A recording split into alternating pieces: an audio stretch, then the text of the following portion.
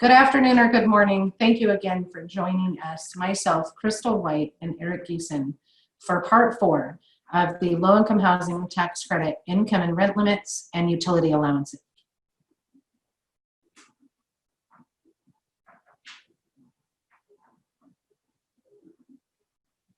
This training course is being presented as an interim fundamentals during the COVID-19 crisis. The webinar training is not in lieu of our full Housing Finance Commission Compliance Fundamentals training course. We strongly suggest that all participants participate in the full Housing Finance Commission Compliance Fundamentals class upon scheduling. And remember that there will be no certificate issued for this or any webinar classes so far. The policies and regulations that are outlined today are the requirements of the IRS and/or of the Commission. Additional policies and procedures may be imposed by management, owners, additional programs such as HUD, RD, Home, Housing Trust Fund, or other local and state funding programs, and/or syndicators or limited partners. Check with your owner or management company if you are unsure of programs and policies for your properties.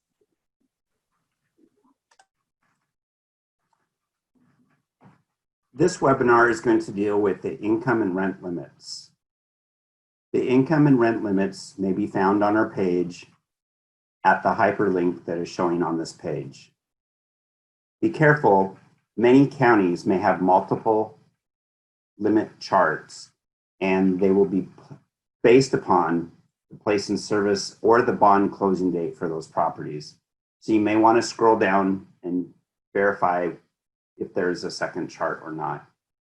The current applicable limit charts can be searched by property from our page. And we highly recommend that you only use the commission provided income tables in effect at the time of the initial occupancy or recertification for the low-income housing tax credit limits.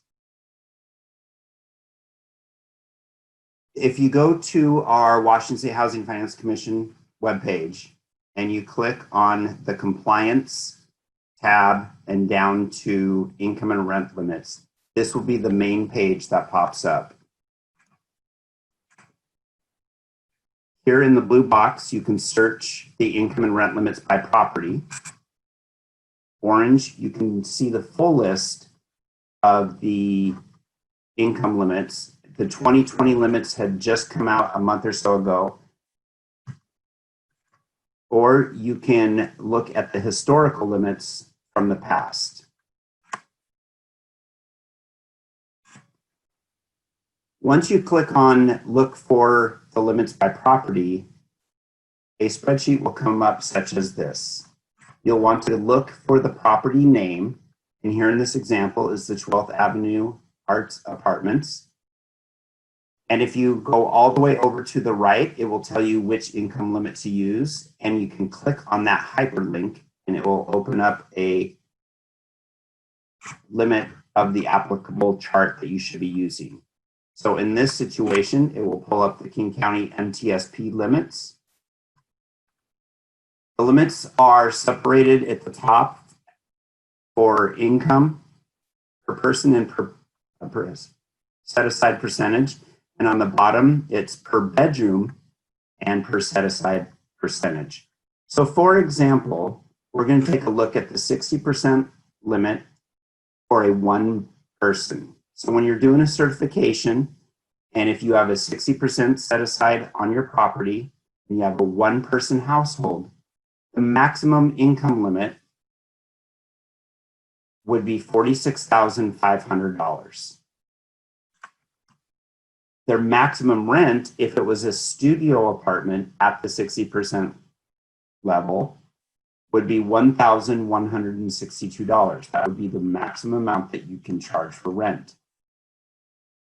Now let's say that your property has lower percentage set-asides, and let's look at the 40% level.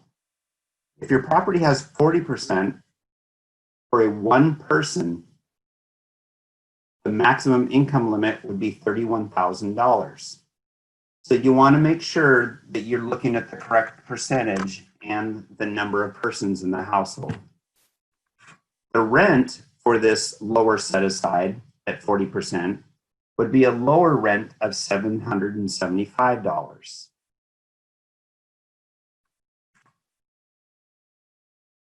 The income and rent limits in W bars will use the Section 8 income and rent limits, except for Washington State Housing Finance Commission. We do not use the Section 8 limits, and therefore, if you're putting data into W bars and you notice that the income or rents are lower than the tax credit rents and you have another funder on the property, it may be because those funders use lower income limits than the commission does.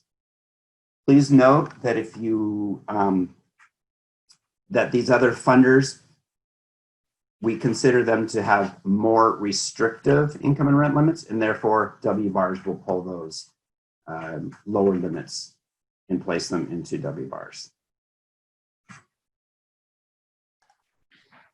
And lastly, we're going to be going over utility allowances.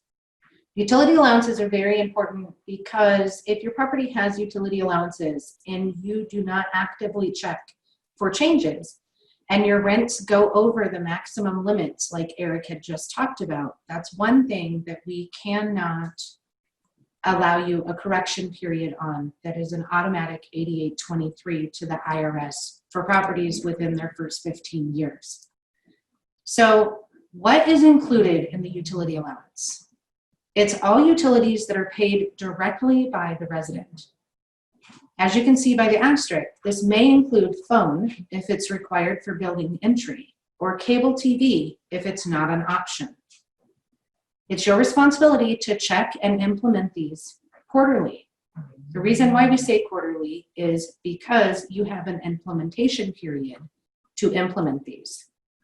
If no change, indicate so with the date and who you contacted and their contact information.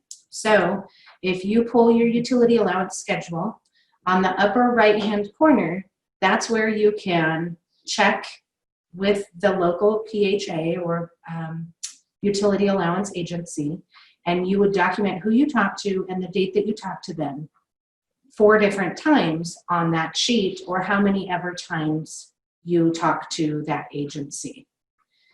Implement local public housing authority utility allowances on all units within 90 days. Make sure that when you're printing off your utility allowance schedule that you circle the things that your property has, and we'll go over that in just a minute. Exceptions to using a PHA utility allowance are USDA or RD properties, HUD contracted buildings, resident-based assistance from either RD or HUD, or if you use a utility or an alternate utility allowance as talked about in Appendix O on our tax credit manual. For more information on that, please go to Appendix O and look through those different utility allowances.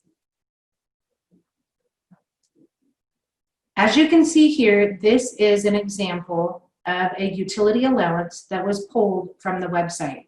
It's an example only, so don't use this one. But it will show you that what the tenant pays, what size bedroom, and the effective date. The effective date is on the bottom in red. Make sure that you're checking that effective date and be sure that it's not outdated. Also, we have links on our website to other agencies and their utility allowance schedules, but sometimes the local housing authorities do not update the website with the most current and accurate information. So if it looks a little outdated, please call that agency and just make sure that it's updated on the website and you have the most current copy of it. And this is another example of a utility allowance schedule. As you can see on here, you have a monthly electric fee and a monthly gas fee. And then it will go through cooking, heating, range, refrigerator. It's your responsibility to circle each of these that are applicable to your property. If you send us in a blank sheet with your annual report and it doesn't show us which utilities your property has, for an example, if they have electric or if they have gas, some have electric and gas, we're not sure of what your property has. So please circle these. And then also, up in the upper right-hand corner, you can see that this apartment complex said, no change as of 12/13/18 per Cindy at the Housing Authority, and then that person's initials that did that. Because this utility allowance is showing a date of 2/1/16, you want to keep updating that because it might look like it's an expired one or possibly an old one that was on the website, or why hasn't it been updated in 2 years? So your notes and your comments and your initials will prove to us that you were calling and checking and that it hasn't changed.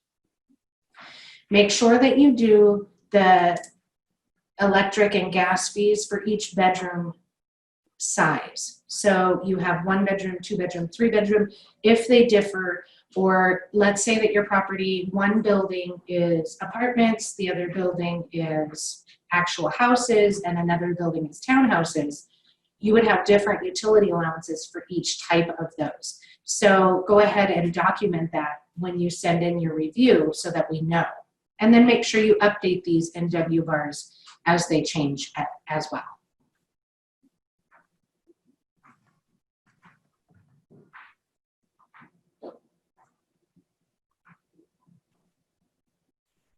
Make sure that you check up on our website on an ongoing basis.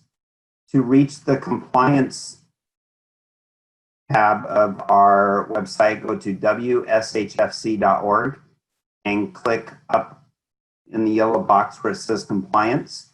And then on the right side, you can see a list of our forms, the income and rent limits, our tax credit compliance manual, and our FAQs, along with the compliance workshop registration. Once we are able to do in-person trainings, it will be listed there in the compliance workshop registration page.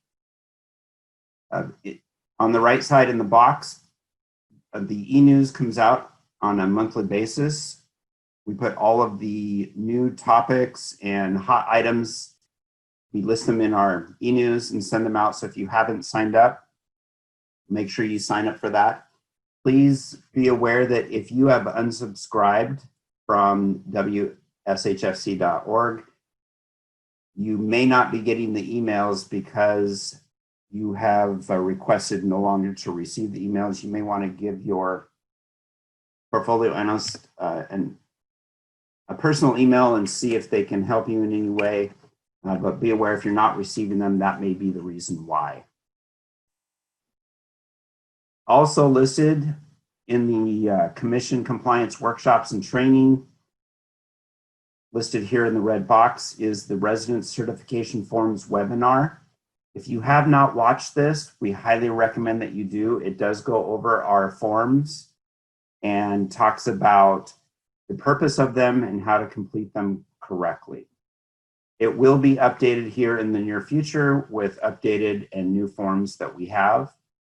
So we recommend that you watch this now, and I would recommend that you watch it before you actually attend one of our in-person fundamental webinars.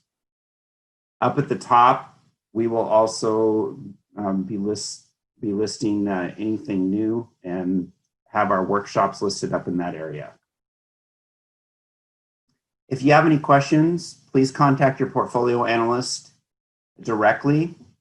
Their email addresses are listed here, and just add the prefix at WSHFC.org to their email name, or you can contact them by phone. I recommend that you contact them by email. As of right now, we're all working out of our home and we are unable to answer any calls right away. However, if you leave a message, we will attempt to give you a call back, but if you do not accept blocked or restricted numbers, we may not be able to get through to you and we'll need to default to email.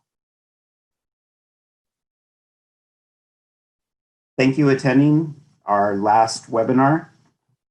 And if you have any further questions, please definitely email us.